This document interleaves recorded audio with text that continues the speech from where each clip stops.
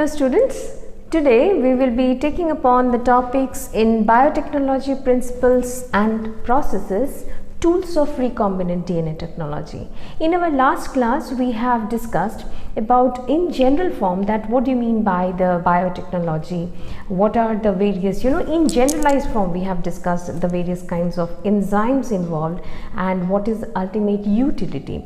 In the previous chapter of our class 12, that is microbes in human welfare, we have discussed about the utilizing of the microorganisms on a large scale to derive products from them, which is important for the human welfare.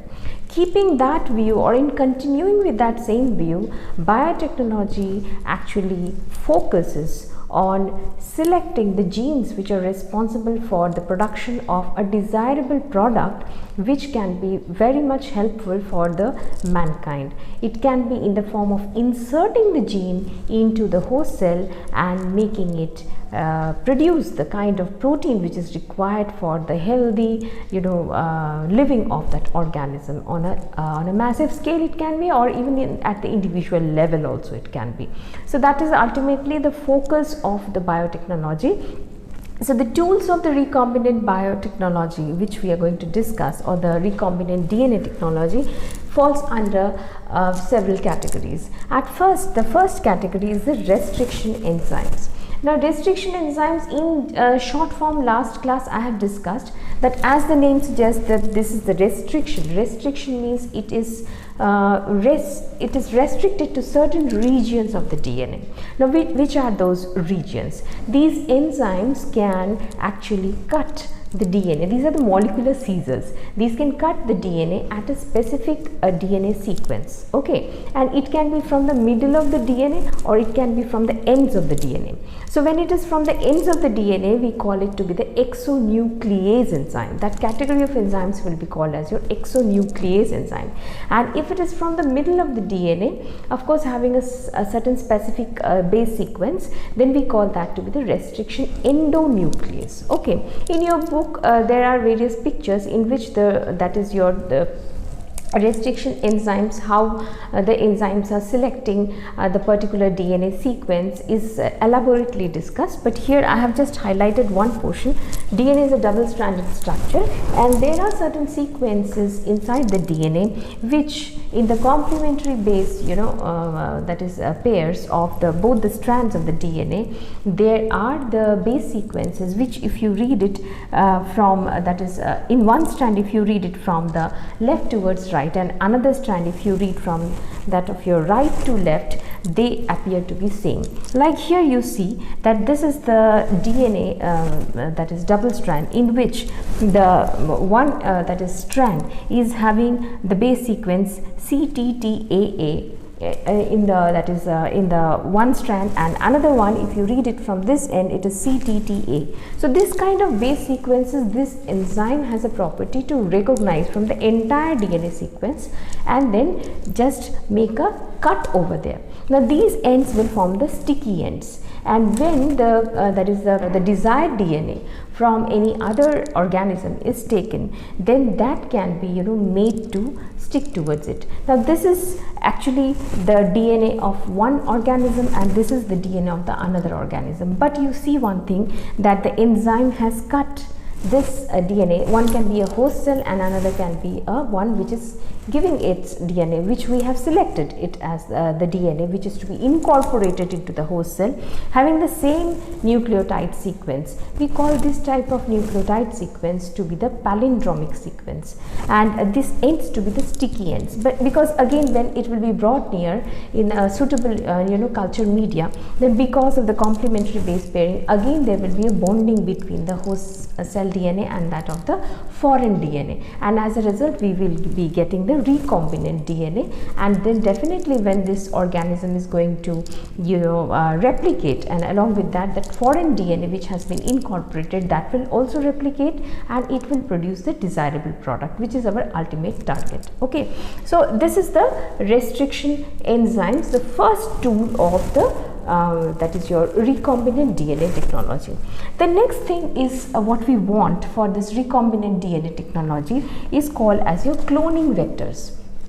Now cloning vectors are what? These can be the plasmids or these can be the bacteriophages. Now plasmids are the extra chromosomal DNA which are found in the bacterial cell along with that of the circular DNA, and it is independent of the replication of the circular DNA. That means plasmid has its own capacity to replicate. It is not dependent upon the circular DNA for its replication. So this plasmids, from there what happens is that this cloning vector plasmid, if it is collected, then from there the origin of replication is at first found. Now this origin of replication, when it is marked, because from there if we can just attach the foreign DNA, then along with that replication area, the foreign DNA is also replicating with that of the plasmid DNA.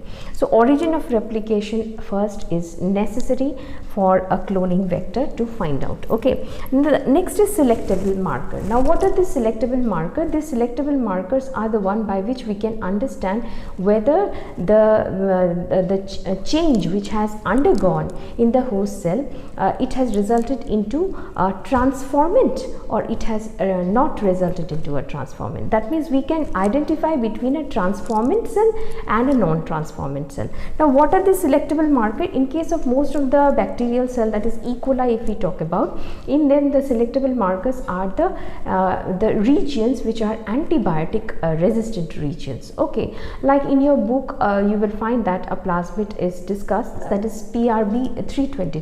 In that you will find that there are certain regions which are resistant to antibiotics, like resistant to that of your ampicillin, resistant to that of your tetracycline. Okay, so those regions are called as your selectable markers. So if the competent DNA, that is your foreign DNA, is incorporated into this selectable marker positions, and then it is allowed to grow in a media containing, suppose say, ampicillin in one media and in another, that is your tetracycline. So the one which is that is having the foreign DNA, instead of that tetracycline resistant regions, will be now, if you provide the media with that of the tetracycline, it will now be able to easily grow in a media which is having ampicillin, but it will not be able to grow in a media containing the tetracycline, because that property of tetracycline resistance has been removed from this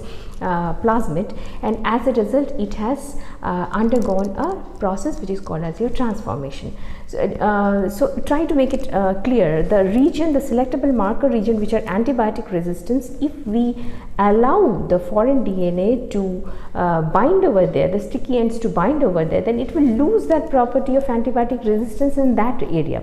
That is why it is able to and now grow in ampicillin but not in tetracycline, because tetracycline resistance has been removed, and instead of that, that foreign DNA, which is our desirable DNA, has come and bind with it. So that is how the selectable markers are utilized in making cell that is your desirable plasmid into a transformant, then that of the non-transformant. Then next is the cloning sites. Now there are various sites inside a plasmid. Now the cloning sites are the regions having a specific DNA sequence which will be having a common thing with that of the foreign DNA, and as a result of it, it can easily recognize those sites, and it can bind over there, and thus the cloning can become over there. Okay, then the next thing which is discussed regarding this your cloning vectors is how to make that is how to introduce a foreign DNA into that of the plant cell or that of the animal cell. See, there is an organism which is called as your Agrobacterium tumeficans. Now this organism has a property of developing tumors inside the plant host cell. So just treating this that is property of this organism Agrobacterium to that is your tumor that is producing quality. So instead of that, if the required foreign DNA, which is important for the organism to become pathogen resistance, is introduced, then the property of the tumor formation can be utilized in increasing the property of pathogen resistance in that organism, and as a result automatically naturally the host plant cell becomes resistant to that of the pathogen attack. There is no need of spraying any insecticides and pesticides. So this property of the Agrobacterium tumeficans can be exploited to develop pathogen resistance in case of the host plant cell. Similarly, there are certain organisms which are responsible for the tumor growth in case of the animal cell also. So they also can be treated, and that property can be exploited to introduce desirable gene segment from any other foreign organism into the host cell to develop suitable changes in the body of the animal. So this way that is your plant cell as well as the animal cell also can be made a transformant using some other microorganisms, like that of I gave you the example of Agrobacterium tumeficans. Also certain group of viruses which is called as your retrovirus, which is capable of producing the cancerous effect. So keeping that cell division property in mind, and instead of that just introducing the foreign DNA into this property of cell division, the required desirable DNA can be made multiple copies into the host cell body, and this way the organisms can be benefited. Okay. Now we will move on to the next part of that your tools of recombinant biotechnology, that is your competent host, because until and unless the host is competent to receive this foreign DNA, there is no use of talking about so many things. So how to make a host competent so that it can undergo a transformation and have a desirable that is product in the form of protein inside the organism can be prepared. So the next that is your tool for the recombinant DNA technology is a competent host.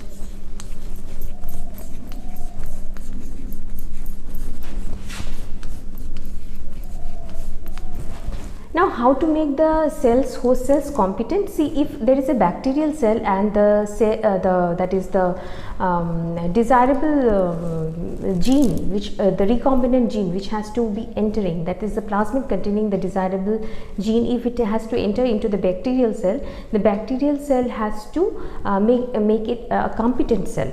Now, how can it be made a competent cell? Because we all know that DNA is hydrophilic. So at first what we need to do is that we need to make the membrane, that is the cell membrane, permeable, or we have to make certain channels or pores through which that is the plasmid containing the desirable gene can enter.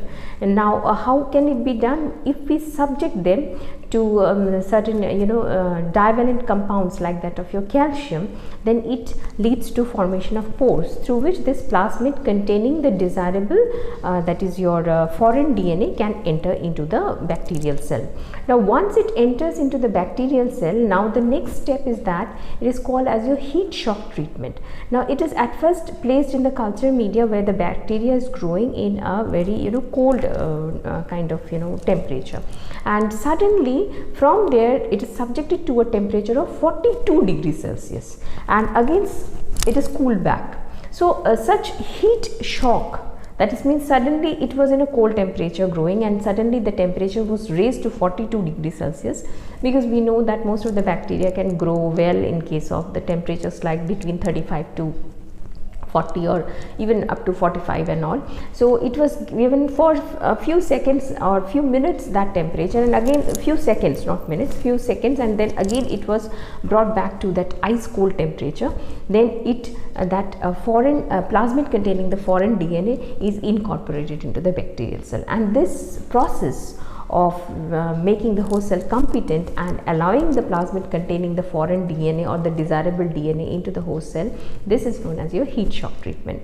Besides this, if a plant cell or the animal cell has to be made that is your competent, in that case there are certain techniques which is called as your gene gun technique or ballistics. Now what is this done is that micro injection is also that means directly the micro injections carrying the required foreign DNA is introduced into the cell in the nucleus where it gets incorporated, and sometimes the gene gun, that means small particles of tungsten or the gold is loaded with that of the desirable foreign DNA, and it is injected into the host cell, that is a plant cell or the animal cell, and it gets finally incorporated into the plant cell or the animal cell, and the replication of the thing starts with that of the normal DNA of the organism, and the desirable effects of the host cell can be seen. So this is how the tools of the recombinant DNA technology today, which we have discussed, we have completed with the different kinds of the tools, like that of the first, the restriction enzymes, how do they work, then the cloning vectors, what is their role, and in the cloning vectors we have to learn about the various kinds of cloning vectors, where is the origin of replication, what do you mean by selectable markers. As I told you that antibiotic resistance works as a selectable marker like BAMH1. Now these are named E. coli,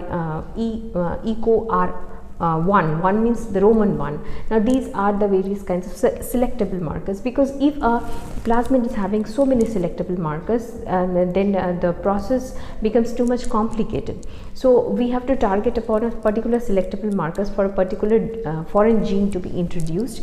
Then cloning sites, as I told you, there are many sites, so antibiotic resistance works as a good site. Okay, sometimes some enzymes which are responsible for it is given in your book, you will see that beta galactosidase, it forms a kind of color change in the organism, and when it is not there, then no color change takes place. So that is also a kind of selectable markers, cloning sites, selectable markers. And finally, how to make that is your host cell like plant cell and the animal cell incorporate the foreign DNA, that all will come under your cloning vectors. And then how to make the host competent, because until and unless the host is competent, transformation cannot take place, and until and unless transformants are formed, we cannot separate from that of the non-transformants and can find the desirable effect on the organism. So this is all about your recombinant DNA technology, which is the basic, you can say, the that is the theme behind this chapter. And of course, how to do isolation of DNA and all, that is a small topic we will discuss in our next class. That's all for today's class.